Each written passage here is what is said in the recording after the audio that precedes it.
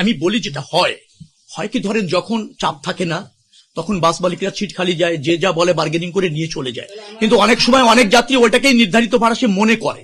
সব যাত্রী কিন্তু কনসাস না।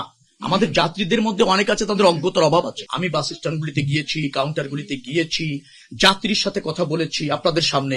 নির্ধারিত ভাড়া ধরেন একটা উদাহরণ দেই 880 টাকা। আমাদের একটা সমস্যা হয়েছে, অনেক যাত্রী নির্ধারিত ভাড়াটা জানে না। এবার আমরা যেটা করেছি, প্রত্যেক যাত্রী কাউন্টারে গেলে নির্ধারিত ভাড়া দেখতে পাবে। ডিসপ্লে, ডিজিটাল ডিসপ্লেতে থাকবে, কাউন্টারে থাকবে, ইভেন বাসে থাকবে। কারণ আমাদের একটা দুর্ভাগ্য, আমরা যাত্রীদের জানাতে পারিনি।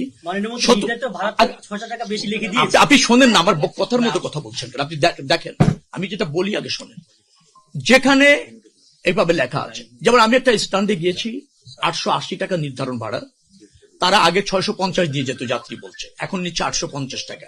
তার বলে আমার কাছে 200 টাকা বেশি নিচ্ছে। তো আমরা আপনি কি নির্ধারিত ভাড়াটা জানেন? আপনাদের মিডিয়ার সামনে, কিন্তু আমাকে আড়ালে অগোচরে না। তো বলছে যে না, আমি নির্ধারিত বাড়ি দিন, আমি তো 650 দিয়ে দিই।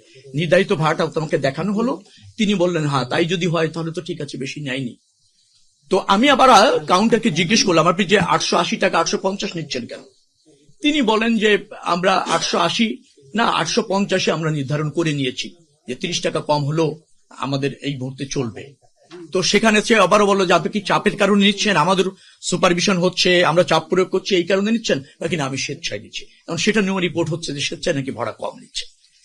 আমি যেটা বলছি, যেখানে ভাড়া, এই যে যেমন টিকিটটা দেখালেন, আমরা যদি জানতে পারি ওখানে ভিজিলেন্স টিম আছে, পুলিশ কন্ট্রোল রুম আছে, র্যাবের টিম আছে। বারবার আমরা বলেছি যে যাত্রীদেরকে যদি এরকম কিছু হয়, অপরাধী তো আড়ালে আবডালে অনেকে নেওয়ার এই প্রবণতা তোমার আছে, এই চেষ্টাও আছে, আমি অস্বীকার করছি না।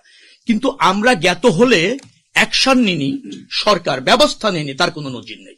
যেখানে আমরা অভিযোগ পেয়েছি কার্যকর ব্যবস্থা নিয়েছি। আপনার এটা যদি অভিযোগ এখন যেহেতু আমার কাছে আসলো, আগামীতে ওর বিরুদ্ধে কি ব্যবস্থা নিয়ে যায় সেটাও বিবেচনায় রাখবেন।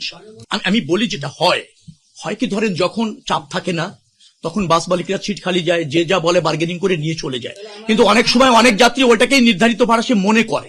সব যাত্রী কিন্তু কনসাস না। আমাদের যাত্রীদের মধ্যে অনেক আছে তাদের অজ্ঞতার অভাব আছে। আমরা এবার আসলে চেষ্টা করেছি, আমরা নতুন এসেছি, তারপর আমরা সমন্বয় করার চেষ্টা করেছি, সবাইকে নিয়ে কাজ করার চেষ্টা করেছি। আপনারা আমাদেরকে অনেক ইনফরমেশন দিচ্ছেন, যেগুলি আগামী দিনে আমাদের আরো বাস্তবায়ন করার জন্য সহজ হবে। আর এসি বাসগুলি নিয়ে আপনারা কথা বলছেন, আমরা এই ব্যাপারেও বসে আগামী দিনে এই ব্যাপারগুলি কি করা যায় এগুলি আমরা দেখব।